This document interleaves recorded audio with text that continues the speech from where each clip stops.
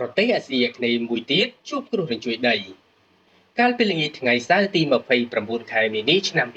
2025ប្រទេសអាស៊ីអាគ្នេយ៍មួយទៀតគឺឥណ្ឌូនេស៊ីបានកើតមានគ្រោះរញ្ជួយដីប៉ុន្តែវាមានកម្រិតស្រាលត្រឹម 4.5 រីកទ័រប៉ុណ្ណោះតាមការចុះផ្សាយរបស់ Volcano Discovery ការរញ្ជួយដីនេះមានចំណុចកណ្ដាលនៅខេត្តស៊ូម៉ាត្រាខាងជើងជាមួយជម្រៅ10គីឡូម៉ែត្រប៉ុន្តែមិនមានបង្កផលប៉ះពាល់អ្វីឡើយមិនមែនជារឿងចម្លែកឡើយដែលឥណ្ឌូនេស៊ីជួបគ្រោះរញ្ជួយដីព្រោះថាប្រទេសមួយនេះសម្បូរទៅដោយដែនកោះស្ថិតនៅលើតំបន់ខ្សែក្រវ៉ាត់ភ្លើងប៉ាស៊ីហ្វិក Pacific Ring of Fire ដែលតែងតែមានសកម្មភាពរំញ័រនិងបន្ទុកភ្នំភ្លើងរញ្ជួយដីនេះកើតឡើងត្រឹមមួយថ្ងៃប៉ុណ្ណោះបន្ទាប់ពីប្រទេសអាស៊ីអាគ្នេយ៍ផ្សេងទៀតដូចជាមីយ៉ាន់ម៉ាជួបគ្រោះរញ្ជួយដីកម្រិត 7.7 រីកទ័រស្លាប់មនុស្ស 1644 នាក់និងរបួសជាង 3400 នាក់ហើយជះឥទ្ធិពលខ្លាំងដល់ប្រទេសថៃ